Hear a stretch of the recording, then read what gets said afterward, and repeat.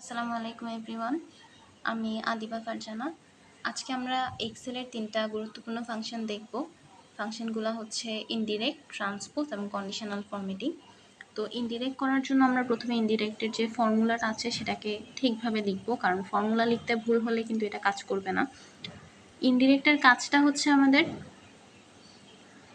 আমরা যখন একটা সেলকে সিলেক্ট করি সেই সেলের ভ্যালুটাকে রিটার্ন করে। যেমন আমরা এখানে A4কে সিলেক্ট করছি, A4 হচ্ছে আমাদের কলাম এর যে 4 নাম্বার রো আছে সেই সেলের ভ্যালুটা। এখন আমাদের ফর্মুলা লেখা শেষ, আমরা এখানে এন্টার ক্লিক করলেই সেই ভ্যালুটা দেখাবে। এই যে অরেঞ্জ, A4-এ ছিল অরেঞ্জ।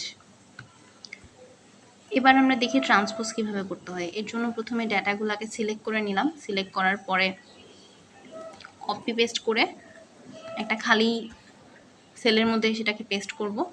তারপর ট্রান্সপোজের জন্য আমরা কন্ট্রোল থেকেও করতে পারি, অথবা আমাদের হোম ট্যাবের যে ক্লিপবোর্ড আছে এখানেও পেস্ট অপশান আছে, এখান থেকেও ট্রান্সপোজের অপশান পাওয়া যায়। তো আমরা কন্ট্রোল থেকেই দেখি। এই যে এখানে ট্রান্সপোজ আছে, ট্রান্সপোজে ক্লিক করার সাথে সাথে হচ্ছে আমাদের রো কলাম ইন্টারচেঞ্জ হয়ে গেল। আগে যেটা 5টা রো এবং 2টা কলাম ছিল, এখন এটা 5টা কলাম এবং 2টা রোতে কনভার্ট হলো।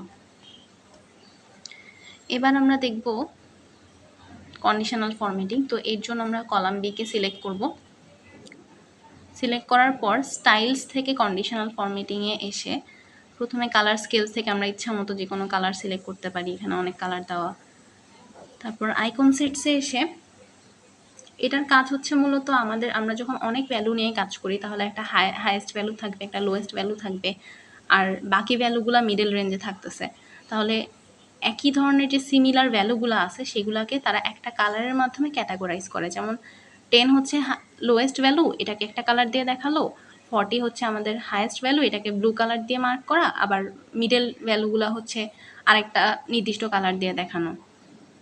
এটা ডিরেকশনাল দিয়ে করলে আরও সহজে বোঝা যায়। বিভিন্ন কালার্স আছে এখানে।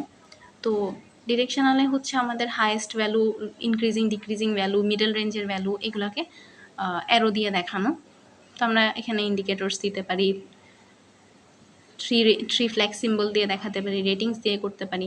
একই কাজটা আমরা ডেটাবার্স দিয়েও করে থাকি, যেটা গ্রাফ চার্টের ক্ষেত্রে দেখা যায়। এবার আসি টপ বটম রুলস। এখানে হচ্ছে আমাদের হাইয়েস্ট লোয়েস্ট ভ্যালুগুলোকে সে একটা কালার দিয়ে হাইলাইট করে দেখাবে। যেমন এখানে আমাদের যে টপ 10% অর্থাৎ হাইয়েস্ট ভ্যালুটাকে সে রেড কালার দিয়ে দেখালো। একইভাবে লোয়েস্ট ভ্যালু দেখার জন্য আমরা যাব বটম 10%-এ। বটম 10%-এ গেলে আবার সে লোয়েস্ট ভ্যালুটাকে দেখাচ্ছে। আমরা এটা কালারটা চেঞ্জ করে দিই, তাহলে সহজে বোঝা যাবে। যেমন গ্রিন কালার দিলাম, তাহলে এই যে 10 আর 40-কে সে হাইলাইট করছে। তো এরকম কাজ করার সময় আমরা যখন বিভিন্ন সেলসে রুলগুলো অ্যাপ্লাই করি, রুলগুলো রিমুভ করার জন্য প্রথমে সেই সেলটা সিলেক্ট করে ফেলবো এবং ক্লিয়ার রুলস থেকে এসে ক্লিয়ার রুলস ফ্রম সিলেক্টেড সেলসে গেলে রুলটা রিমুভ হয়ে যাবে। এবার দেখি হাইলাইট সেলস রুলস। এটা হচ্ছে আমাদের কাছে যখন অনেকগুলো ভ্যালু থাকে, তাহলে আমরা যদি চাই যে আমার 20-এর চেয়ে আপার ভ্যালু কী আছে সেগুলোকে সে হাইলাইট করুক, তাহলে এখানে কমান্ড দিলে সে 20-এর চেয়ে বড়ো ভ্যালুগুলো দেখাবে।